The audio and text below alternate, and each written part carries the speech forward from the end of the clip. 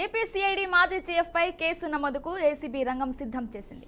సునీల్ కుమార్ విచారణకు సీఎస్ అనుమతి కోరింది. అగ్రిగోల్డ్ బాధితుల ప్యాకేజ్ సొమ్మును దారి మళ్లించినట్టు సునీల్ తులసిబాబుపై అభియోగం మోపారు. రామకృష్ణంరాజు ఫిర్యాదు ఆధారంగా కేసు నమోదు చేసేందుకు రంగం సిద్ధం చేశారు. సునీల్ కుమార్ను విచారించేందుకు పీఎస్ అనుమతించింది.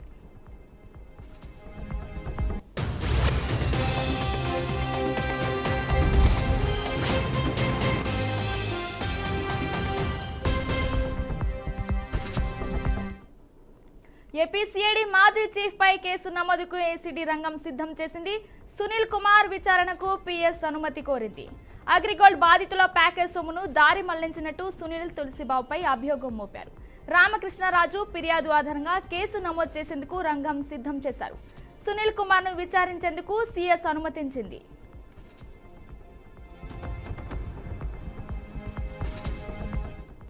దీనిపై మరింత సమాచారం మా రిపోర్టర్ కుమార్ అందిస్తారు. కుమార్, చెప్పండి.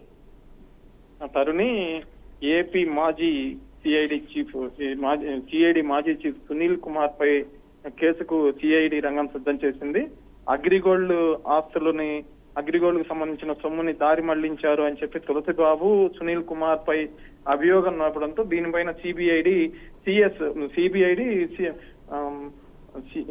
అతనిపై విచారణకు సిఎస్ అనుమతి కోరింది. దానికి సిఎస్ అనుమతి కోరింది. సిఎస్ అనుమతి ఇస్తాడనేది ఇప్పటికే సునీల్ కుమార్ ని సస్పెండ్ చేసిన సిఎస్ సస్పెండ్ చేస్తూ ఉత్తర్వులు జారీ చేస్తున్నారు. విధి నిర్వహణలో అవినీతి పాల్పడ్డాడు, అనుమతి లేకుండా విదేశ పర్యటనకి వెళ్ళాడు అనే ఒక అభియోగాలతో సిఎస్ ఆల్మోస్ట్ సునీల్ సస్పెండ్ చేసిన విషయం తెలిసిందే. ఆ సస్పెండ్ చేసి నిన్నగాక సస్పెండ్ చేశారు.